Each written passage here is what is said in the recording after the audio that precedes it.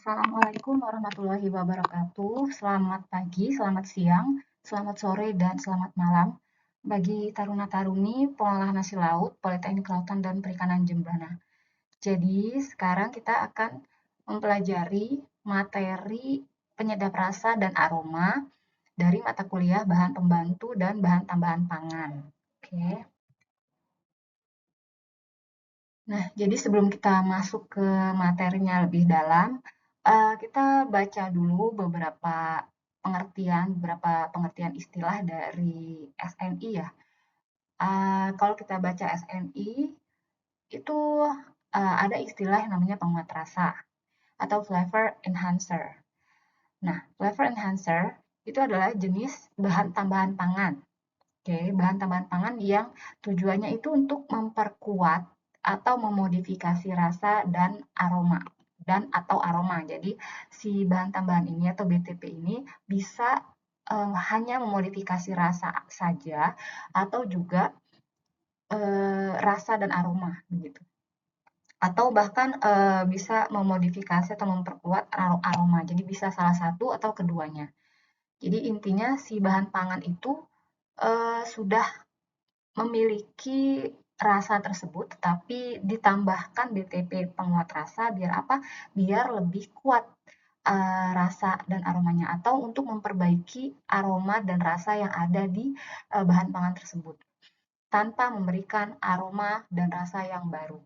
Jadi memang sebenarnya sudah ada tapi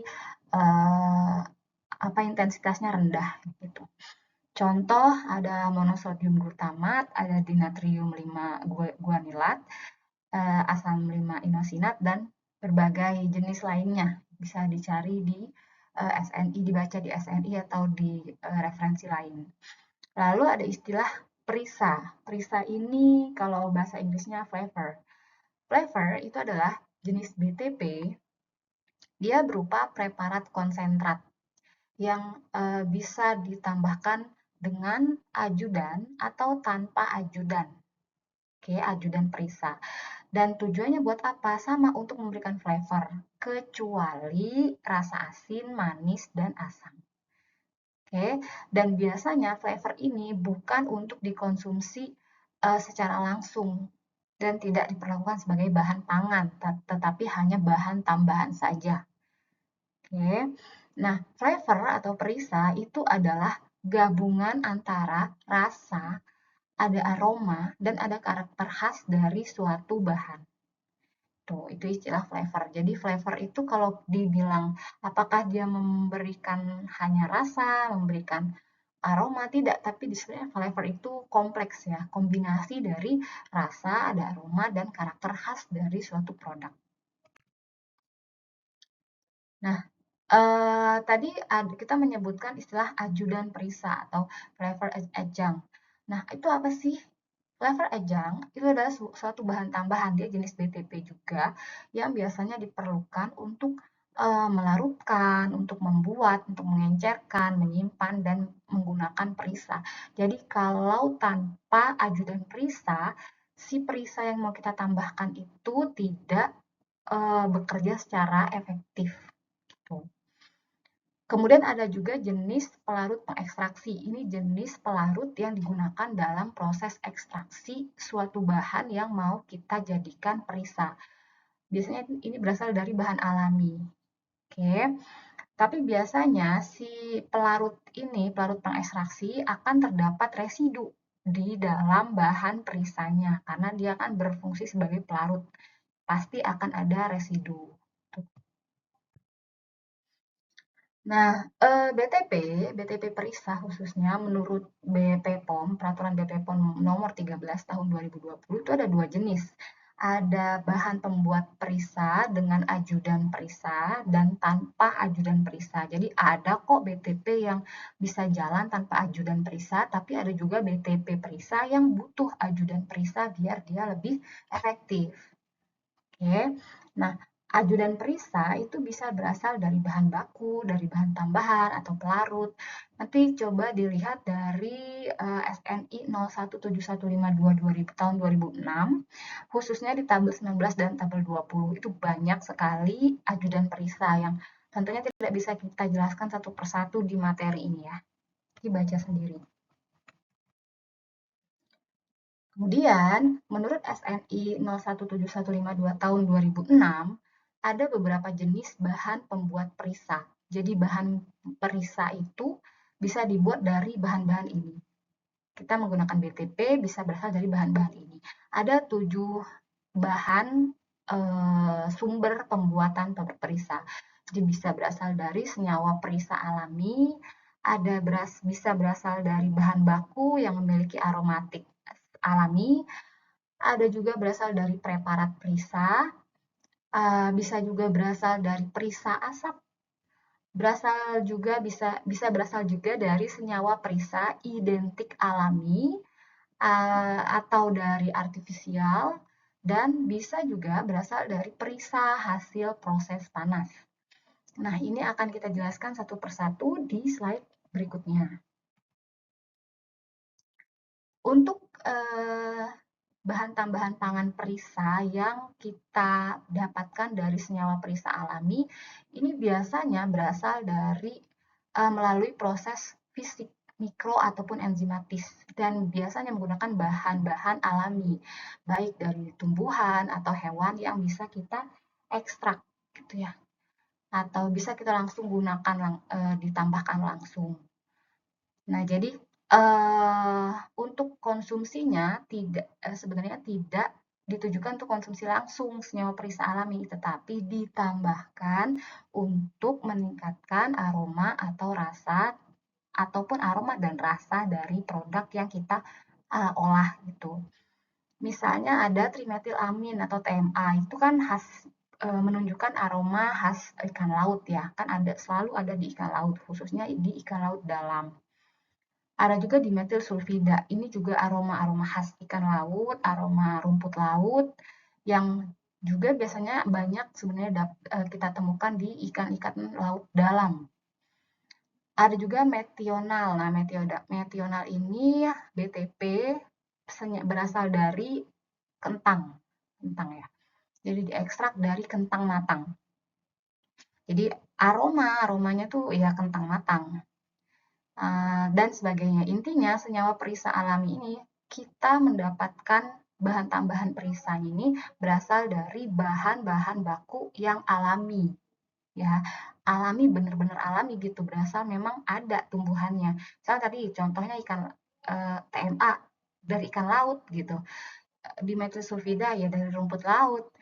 Lalu asam glutamat itu dari tetes tebu terakhir molasses. Eugenol misalnya, eugenol itu dari cengkeh, limonene dari jeruk limo ya, itu citrus. Ada juga linalool itu dari ketumbar, kemangi dan sebagainya. Itu benar-benar berasal dari bahan baku alami, ada berasal dari bisa dari tumbuhan atau hewan. Nah, kemudian mungkin ini sebagai tambahan informasi yang sebenarnya sudah kita bahas di materi bahan baku ya. Bahan baku itu kan ada penjelasan yang lebih dalam mengenai dimetilamin dan formaldehid, lalu nanti ada trimetilamin, nanti mungkin bisa dibaca kembali materi bahan bakunya ya. Tidak perlu kita jelaskan di sini, ini hanya sekedar biar kalian ingat sebenarnya dari ikan laut, dari produk-produk hasil perikanan laut, kita bisa mengekstrak, kita bisa memperoleh senyawa perisa alami, tuh, khususnya seperti dimetilamin, kemudian TMA, trimetilamin, itu bisa karena sebenarnya semakin tinggi kan dia memiliki aroma khas ikan laut. Gitu. Oke, nah kemudian sumber bahan baku kedua yang bisa menghasilkan perisa, bahan baku BTP perisa adalah bahan baku aromatik alami. Kalau tadi kan bahan baku senyawa dari alami ya, senyawa alami. Kalau ini bahan baku aromatik. Kalau kita berbicara aromatik berarti dia terkait dengan dapat berbentuk ekstrak. Jadi terkait dengan herbs, rempah-rempah herbal gitu. Dan biasanya dapat berbentuk ekstrak, minyak atsiri, oleoresin. Oleoresin itu lebih pekat-pekat begitu loh, kayak seperti pasta, tapi dari minyak atsiri. Jadi minyak atsiri yang dievaporasi lagi menghasilkan oleoresin. Dan ini biasanya tambah sedikit aja sudah wanginya udah kemana-mana, flavornya udah keluar banget. Nah, misalnya ada bahan baku aromatik itu dapat berasal dari rempah-rempah, herbs, hasil laut, dan bahan-bahan asap. Oke, rempah-rempah yang seperti kita sering gunakan ya, ada bawang putih, bawang merah, jahe, lengkuas, kencur, dan sebagainya. Herbs itu atau rempah tanaman aromatik itu yang menghasilkan aroma-aroma tertentu yang bisa kita gunakan. Contoh daun jeruk, daun salam, atau jeruk nipis gitu ya, serai, kemangi, dan sebagainya. Kalau dari hasil laut, kita bisa menggunakan ebi, udang kering, ikan teri, rumput laut kering, dan sebagainya. Itu menghasilkan bahan baku aromatik alami. Dan bahan-bahan asap ya. Bahan-bahan asap ini yang bisa menghasilkan aroma smoky atau rasa smoky. Itu bisa berasal dari kayu keras, dari tempurung kelapa, dari apalagi apa tuh batok ya, batok kelapa ya sama tempurung kelapa ya sama. Ya, seperti itulah yang bisa menghasilkan aroma asap atau ikan asap juga bisa masuk ke bahan yang bisa menghasilkan aroma smoky. Lalu jenis ketiga, jenis bahan baku sumber BTP perisa adalah flavor preparation atau preparat perisa. Nah, ini merupakan suatu campuran dari campuran lebih dari satu bahan perisa ya. Baik bersumber dari bahan alami atau identik alami atau senyawa aromatik. Jadi diproses, dicampur jadi satu. Itu disebut dengan flavor preparation. Oke. Nah, kalau kita berbicara tentang senyawa perisa itu bahannya. Kalau preparat itu bentuknya. Bentuknya mau seperti apa? Bisa liquid, bisa powder, bisa seperti pasta, seperti petis gitu ya. Kalau kita sering lihat pasta terasi itu kan pasta. Ada emulsi. Nah, emulsi coba dibaca lagi BTP pengemulsi. Apa sih emulsi? Ya, kemarin sudah diberikan linknya. Lalu preparat perisa yang dalam bentuk enkapsulasi. Enkapsulasi ini jenis perisa yang kita salut, kita lapisi lagi biar apa? Biar aromanya itu lebih tahan kondisi panas gitu, lebih tahan tekanan, pokoknya lebih tahan terhadap proses pengolahan. Jadi lebih karena punya pelapis ya, namanya perisa enkapsulasi. Kemudian jenis bahan baku yang bisa digunakan sebagai perisa selanjutnya ada perisa asap. Ini yang saya bilang tadi, dia menghasilkan flavor smoky. Itu bisa dapat dari kayu, tadi kan dari tempurung kelapa, yang mengalami perlakuan dan yang tidak mengalami perlakuan dan tidak terkontaminasi. Ibaratnya benar-benar murni dari aroma yang diperoleh dari ini si serbuk gaji, tempurung, tanaman berkayu. Jadi tidak ada perlakuan dan tidak terkontaminasi oleh bahan lain. Kemudian prosesnya diperoleh bagaimana cara kita mendapatkan perisa asap? Ini dengan membakar tentunya ya, membakar si bahan-bahan tadi, si serbuk gaji, tempurung, dan tanaman berkayu, dibakar atau bisa juga dengan destilasi kering, atau juga bisa dengan penguapan panas. Lalu nanti dikondensasi dan difraksinasi, jadi dapatlah flavor. Ini ada proses ekstraksinya lah, kondensasi dan fraksinasi itu panjang.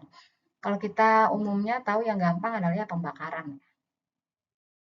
Contohnya, ini ada penggunaan perisa asap yang dibatasi. Jadi kalau kita menggunakan smoke flavor ini, nanti kita lihat dulu adakah kandungan benzoapiren. Benzoapiren ini standarnya maksimal 0,03 mikrogram per kilogram. Jadi kalau misalnya dia lebih dari itu, kita tidak boleh pakai. Kenapa? Karena ini ada batasannya ya. Jadi nanti dibaca aja di SNI. Nah, jenis perisa asap itu ada, ini bentuk preparatnya. Itu ada asap cair, ada asap bubuk, ada asap dalam bentuk pasta, dan dalam bentuk enkapsulasi, jadi dilapisi. Dan pastinya yang paling awet ya perisa asap enkapsulasi ini ya, karena dia sudah disalut atau dilapisi. Nah, ini ada jenis perisa selanjutnya yang jenis bahan baku selanjutnya yang bisa digunakan sebagai perisa, itu ada senyawa perisa identik alami. Jadi tadi ada senyawa perisa alami. Alami itu benar-benar berasal dari alami yang kita ekstrak gitu. Tapi bedanya dengan senyawa perisa identik alami, ini diperoleh dari hasil sintetis. Jadi kita menggunakan BTP perisa yang mirip dengan alami, tetapi dia bukan alami. Paham nggak? Jadi dia meniru. BTP perisa ini meniru bahan senyawa perisa yang alami. Jadi karena dia mungkin ya, ini bisa digunakan kalau misalnya kita mungkin untuk menghemat budget produksinya gitu, biaya produksi. Kalau yang alami kan biasanya memang agak mahal ya, karena kan kita harus mengekstrak atau kita menggunakan bahan utuh. Nah, kalau perisa identik alami ini kita bisa menggunakan preparat-preparatnya itu yang sudah diekstrak dan tetapi diekstraknya bukan dari bahan alami. Jadi cuman meniru. Jadi misalnya kita tahu nih senyawa perisa alami itu terdiri dari senyawa apa-apa aja gitu. Nah, kita bisa membuat itu secara sintetisnya gitu. Jadi kita meniru senyawa perisa yang alami gitu. Kita membuat senyawa perisa alami yang sintetis, yang buatan. Tuh. Dan kalau untuk senyawa perisa identik alami, senyawa yang dibatasi adalah senyawa penanda 3-trimonochloropropan 1,2-diol atau 3-MCPD. Monokloropropen 1,2-diol ya, 3-MCPD. 3-MCPD ini dibatasi, jadi kalau dalam jumlah tertentu di produk pangan itu di BTP perisa dia tidak diperbolehkan untuk digunakan. Nah, untuk senyawa perisa identik alami ini misalnya metional, tetapi metionalnya bukan berasal dari kentang matang yang asli atau DMS dimetil sulfat. Ini kita meniru senyawanya, tetapi bukan literally ngambil ekstrak dari rumput laut gitu. Kalau yang senyawa perisa alami itu murni ekstrak dari rumput laut. Kalau DMS di senyawa perisa identik alami ini kita meniru, kita bikin. Bukan kita ya, perusahaan membuat itu. Jadi kita tinggal nambahin aja dan sebagainya. Jadi yang ditampilkan ini contoh-contoh ini adalah sintetis, senyawa perisa yang sintetis, tapi dia diperoleh dari terinspirasi dari dari bahan-bahan baku alami. Oke, kemudian ada juga yang perisa artifisial. Jadi dia benar-benar dibuat, disintetis secara kimia tanpa terinspirasi dari senyawa alami. Gitu. Jadi kalau di produk alami nggak ada, gitu, nggak ada senyawa-senyawa ini. Tapi memang kita sengaja dibuat biar apa? Untuk ya BTP perisa untuk meningkatkan enhancer flavor gitu, menambahkan aroma dan rasa dari produk yang kita buat. Tuh, ini sebenarnya kalau kita cari 2,4,5-trimetyltiazol ini tidak ada di senyawa aroma makanan apapun, tapi kita namanya inovasi begitu ya, menginovasikan senyawa-senyawa perisa. Nah, ada juga yang terakhir adalah dapat berasal dari perisa hasil proses panas. Namanya aja perisa hasil proses panas, artinya bahan baku BTP perisa ini berasal dari proses panas. Nah, dia yang pasti suhu dan waktunya tidak boleh lebih dari 180 karena bisa rusak ya aromanya. Dan waktunya 15 menit. Tidak boleh lebih dari 180 derajat Celcius dan tidak boleh lebih dari 15 menit. Sama kadar pH-nya tidak boleh lebih dari 8 karena biasanya cenderung pahit ya kalau lebih dari 8. Contohnya ada hidrolisat protein ikan, ini sering banget kita dengar, atau HPI, ada hidrolisat protein udang juga, ada gula reduksi, ini kalau gula reduksi ketemu protein atau asam amino bisa menghasilkan karamelisasi. Karamelisasi itu harus ada panas juga, jadi asam amino ketemu gula reduksi plus panas itu bisa menghasilkan perisa karamel.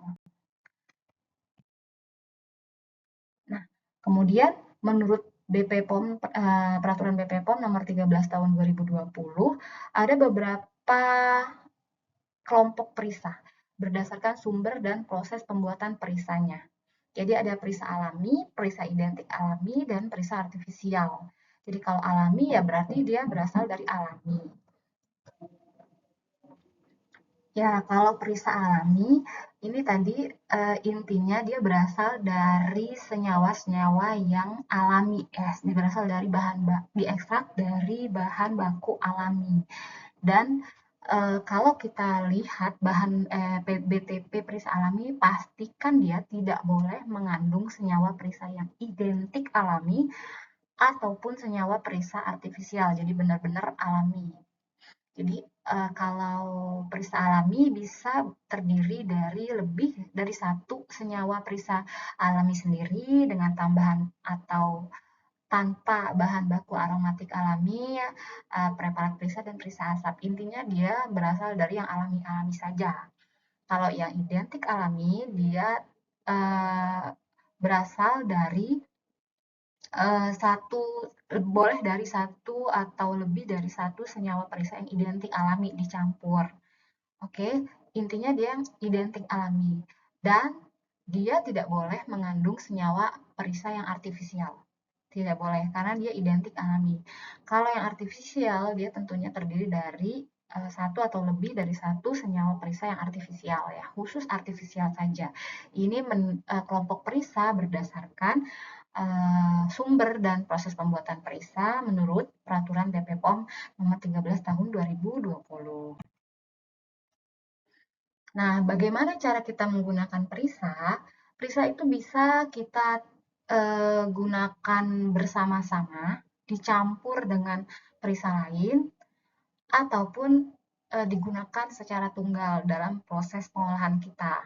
Gitu. Jadi intinya misal, kamu bisa misal membuat apa sempol ya, sempol ikan, itu bisa menggunakan hanya MSG saja gitu. Tapi bisa juga kamu menambah, misalnya menurutmu, oh apa ya, kita perlu meminimalisir aroma amis. Jadi kita perlu menambahkan sesuatu yang um, aroma seafood yang segar ya, misalnya karena aroma ikannya nggak keluar. Jadi bisa ditambahkan BTP lain. Jadi misalnya, jadi gimana bingung. Contohnya nih, tadi bikin sempol, nih, tadi sudah ditambahkan MSG, ternyata aromanya kurang. Jadi kita bisa tambahkan misal DMS atau apa tadi trimetilamin ya, TMA misalnya. Itu boleh. Jadi kalau kita menggunakan dua jenis tadi, MSG dan TMA, itu berarti kita menggunakan perisa secara bersama-sama. Kalau kita hanya menggunakan misalnya satu jenis perisa itu namanya penggunaan perisa yang secara tunggal. Kemudian ada larangan kita menambahkan perisa pada produk-produk bayi, khususnya produk susu formula bayi atau juga makanan pendamping ASI. Dan juga kita tidak boleh menambahkan perisa pada susu formula lanjutan. Oke, nggak boleh. Kemudian penggunaan perisa, penambahan perisa ini berdasarkan cara pengolahan pangan yang baik. Dan nanti ada, kalau dari SNI kita bisa tahu acceptable dairy intake-nya atau ADI, nilai ADI. Nilai ADI ini menunjukkan batasan kita boleh mengkonsumsi suatu bahan tambahan pangan berdasarkan berat badan kalian per harinya. Tuh.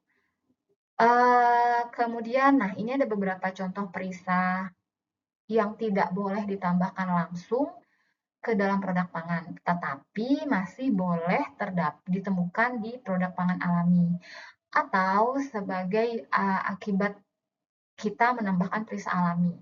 Intinya kita nggak boleh menambahkan langsung gitu bubuknya misalnya, tetapi kalau kita menambahkan bahan aslinya itu nggak masalah. Misalnya ada aloin, asam agar, asam sianida, ini kan biasanya ada di kacang koro, ya ada di singkong, saffrol dan sebagainya. Ini beberapa jenis BTP perisa yang tidak boleh kita tambahkan langsung senyawanya langsung tuh nggak boleh, tetapi kalau kita menambahkan bahan-bahan baku yang mengandung bahan-bahan ini masih diperbolehkan gitu. Kemudian ada juga di SNI 017152 tahun 2006 ini juga ada jenis contoh BTP perisa yang boleh ditambahkan langsung ke dalam produk pangan, tetapi tetap mengacu ke batas maksimum penambahan. Jadi tidak boleh asal penambahannya. Ini ada jenis kafein. Kafein termasuk yang perlu diperhatikan. Kuasin, ada kuinin, darui oil, dan sebagainya. Ini bisa dibaca di SNI-nya ya, langsung.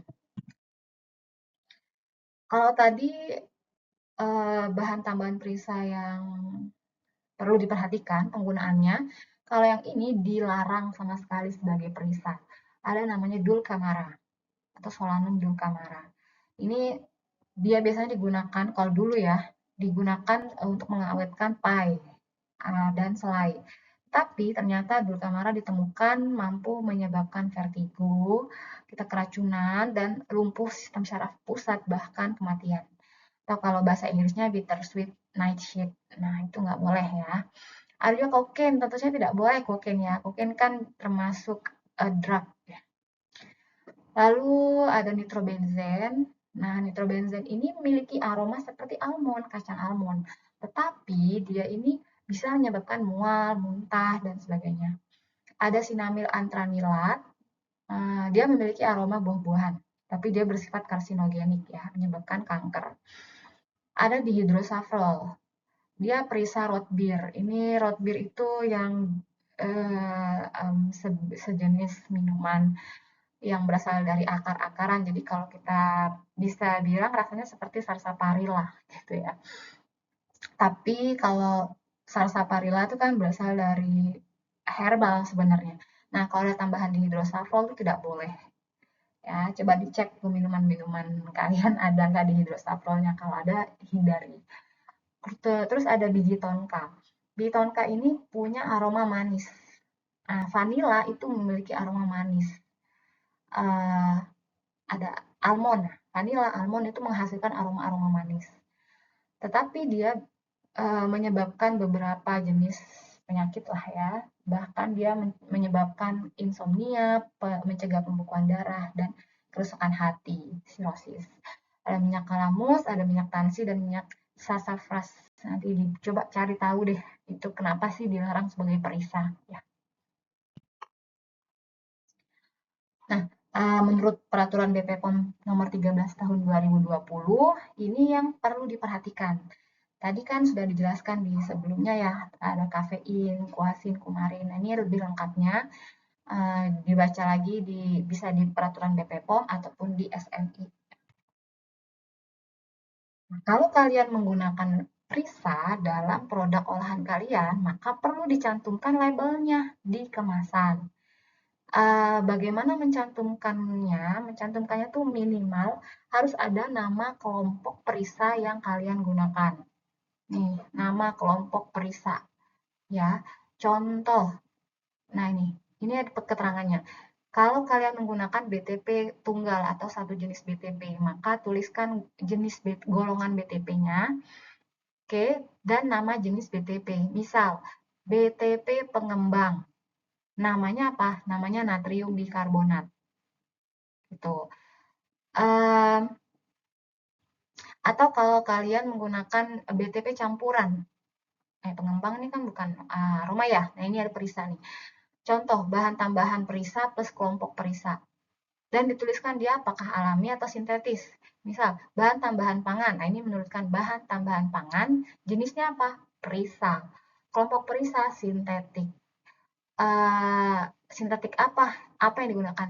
Sintetik pandan gitu misalnya. Nah, terus kalau kita ada contohnya nih beberapa label, kita lihat di sini. Nah, oh ini dia pengawet ya, pakai pengawet. Perisa, harusnya dituliskan bahan tambahan pangan perisa alami. Alami apa harusnya ditambahkan lagi, ini kurang lengkap berarti ya. Contoh labelnya. Coba contoh kedua, mengatur keasaman. Perisa, perisa alami dan sintetik. Harusnya lebih dijelaskan perisa alami sintetik apa tuh. Sebenarnya nggak masalah ya menuliskan ini sudah lengkap, tapi akan lebih transparan ke konsumen kalau kita menjelaskan perisa apa yang kita tambahkan, perisa aroma apa yang kita tambahkan gitu. Sebenarnya kalau kita menuliskan bahan tambahan perisa alami itu udah cukup, tapi kalau kita ingin menjelaskan lebih lengkap atau menginformasikan jujur ya, memberikan kejujuran ke konsumen ya kita harus jelaskan apa yang ditambahkan gitu. Nah, ini ada juga contoh ketiga, mengandung perisa yang dibenarkan aditif makanan daripada sumber tumbuhan atau sintetik. Ini pakai bahasa Malaysia. Kalau kita ngomong Malaysia mungkin dia punya standar pelabelan yang berbeda ya dengan Indonesia. Nah, nanti tugas kalian mungkin bisa dicek label produk kalian, bagaimana mereka menuliskan label perisa. Udah sesuai atau belum. Kemudian kalau kita baca beberapa artikel di food review ya, itu ada konsep pengembangan perisa masa depan. Jadi di masa mendatang, pengembangan perisa ini bisa menerapkan, mengaplikasikan teknologi AI. Ya, jadi dengan adanya intinya nih kalau kalian mau baca lengkapnya silakan baca. Intinya konsep pengembangan perisa di masa depan ini akan menghasilkan berbagai perisa dengan inovasi perisa yang sangat banyak. Dengan berbagai ya jenisnya kah, inovasi produknya, inovasi dari senyawanya dan sebagainya. Makanya dengan berkembangnya konsep perisa di masa depan, maka dari sekarang kita sudah mulai bukan kita ya, perusahaan atau industri flavor itu sudah mulai mengembangkan berbagai inovasi perisa biar apa? Biar nanti ke depannya semakin berbagai jenis atau semakin menghasilkan berbagai inovasi jenis dan mungkin keamanannya, jenis dan keamanan dari perisa. Dari sekarang karena adanya konsep pengembangan perisa di masa depan, dari sekarang si inovasi dari industri flavor ini sudah mulai menginovasikan dan mengembangkan suatu perisa gitu. Jadi perisanya semakin beraneka ragam bisa kita gunakan sebagai BTP perisa di produk olahan. Oke, nah ini sama seperti yang tadi ya. Lanjut. Nah, kita langsung masuk saja ke contoh soal penambahan perisa. Misal, kalau kalian akan membuat kaldu ikan instan sebanyak 25 kilo, jenis perisa yang Anda tambahkan itu adalah perisa hasil proses panas atau bisa kita sebut mungkin hidrolisat protein ikan yang mau kalian tambahkan. Sebanyak 0,3%, kalau dituliskan B per B itu artinya bobot per bobot ya, atau 0,3 gram per 100 gram gitu. Hitunglah jumlah perisa yang harus kalian tambahkan. Jangan lupa dituliskan dulu diketahui. Yang diketahui kan berat kaldu ikan instan yang mau kalian buat. Lalu persentase perisa yang mau kalian tambahkan. Yang ditanya adalah berapa gram perisa yang harus kalian tambahkan. Tinggal dikali aja. 0,3% dikali 25 dapatnya kan 0,075 kilo. Kenapa kilo? Karena satuannya kan kilo. Nah, Karena yang ditanyakan dalam bentuk satuan gram, maka tinggal diubah dari kilogram ke gram. Itu 75 gram. 0,075 kali 1000 gram, jadinya 75 gram. Berarti jumlah perisa yang kita tambahkan ketika kalian akan membuatkan kaldu ikan instan sebanyak 25 kilo dengan penambahan 0,3% BTP perisa misalnya HPI tadi, maka HPI yang ditambahkan adalah sebesar 75 gram. Oke. Contoh soal kedua. Misal, suatu unit pengolahan ikan sedang memproduksi 50 kilo adonan bakso ikan.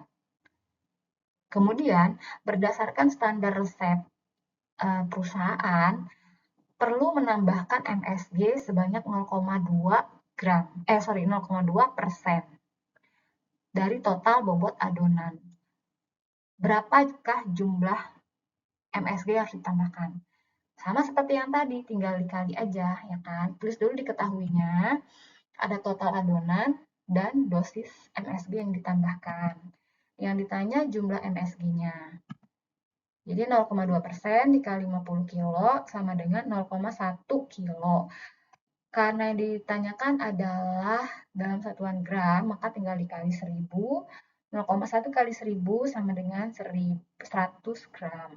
Maka jumlah MSG yang perlu ditambahkan dalam 50 kg adonan bakso ikan sebanyak 100 gram jika memang standar perusahaan adalah 0,2% MSG. Nah, soal ketiga, kalau misalnya dalam suatu industri pembuatan sosis ikan, seorang R&D ini ingin menggunakan campuran dua jenis perisa, ada MSG dan dinatrium 5-ribonukleotida. Kemudian, kalau berdasarkan standar, ternyata batas maksimumnya tidak boleh lebih dari 1 ketika kedua jenis campuran ini dirasiokan, itu tidak boleh lebih dari 1. Makanya formulator si R&D ini menggunakan MSG sebesar 0,6 dari batas maksimumnya. Sekarang berapa sisa rasio maksimal dari dinatrium 5-ribonukleotida yang bisa ditambahkan jika batas maksimumnya tidak boleh lebih dari 1? Nah, tulis dulu diketahui rasio MSG-nya 0,6 dan itu ya batas maksimumnya tidak boleh lebih dari 1 itu adalah yang diketahui, poin yang diketahui. Sisa yang ditanya adalah sisa rasionya berapa. Nah, ini rumusnya ya. Tinggal dituliskan aja, berarti rasio MSG-nya kan 0,6. Rasio dinatriumnya ditanya, X. Tidak boleh lebih dari 1. Maka X-nya 1 dikurang 0,6 ya, berarti 0,4. Jadi rasio maksimal penggunaan dinatrium 5-ribonukleotida itu adalah 0,4 untuk kasus ini. Soal selanjutnya, jika sebuah industri kerupuk ikan memerlukan 5 kg penyedap campuran MSG dan dinatrium 5-ribonukleotida dengan rasio 95:5, artinya 95%-nya MSG, 5%-nya dinatrium. Berapa gram masing-masing BTP yang disiapkan, berapa sih berat atau gram MSG, berapa gram dinatrium yang ditambahkan dalam pembuatan 5 kg adonan ini gitu, adonan kerupuk ikan. Jadi tulis dulu diketahui 5 kg penyedap campuran, MSG-nya 95%, dinatriumnya 5%. Yang ditanya masing-masing berat. Hitung dulu salah satu. Berat MSG 95% dikali 5 kilo, dapatnya 4,75 kilo. Dijadikan gram, berarti 4.750 gram. Sementara untuk dinatrium tinggal dikali aja karena rasionya 5% kan, 5% dikali 5 kilo adonan berarti 0,25 kilo, dijadikan satuannya gram berarti 250 gram. Makanya penambahan MSG-nya tadi karena rasionya kan 95:5% ya.